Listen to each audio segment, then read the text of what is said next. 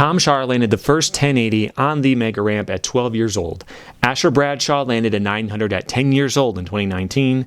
Gui Khury landed a 1080 on vert in 2021 at the age of 11, then a body varial 9 a year later. Arisa Trew landed a 900 at 14 years old this year, and most recently, 9-year-old Ema Kawakami landed back-to-back 900s and an alley-oop 900. Meanwhile, older and larger vert skaters are getting left in the dust. Is it possible that spin variations are easier for kids?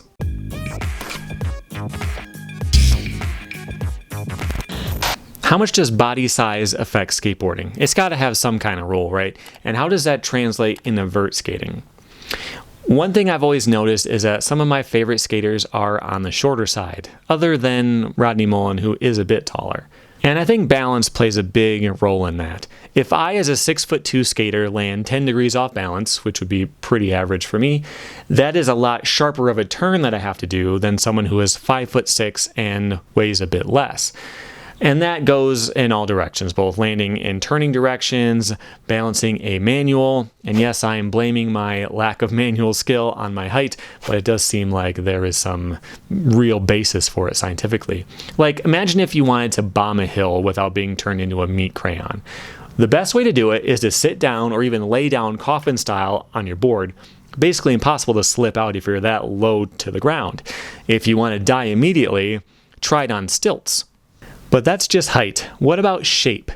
Tall people are more stretched out than short people, meaning your arms and your muscles are more stretched out. And the way that you measure the strength of a muscle is its cross-sectional area, meaning if you cut a slice out of it, if it's that big, you're weaker than if it's that big, no matter how much mass there is in that muscle. So shorter people tend to be better at, body weight type of stuff. And what is vert if not a body weight exercise with extra steeze? So in a way, you would think that would definitely make an effect, but it also makes sense that being taller would help you spin better. You can start a lot wider, pulling your arms and spin a lot harder, but that doesn't seem to be the case. The first quadruple axel jump on ice skates was done by Ilya Malinin. That's 4.5 spins or a 1620, and he is 5'9".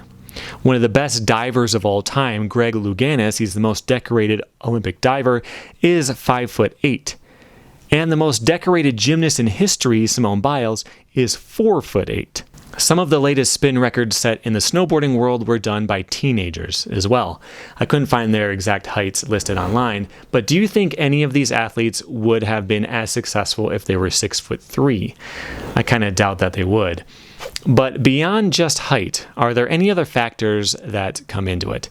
In the statistical analysis of gymnasts, it reports, not only is gymnastics easier if you are shorter, but also if you are younger.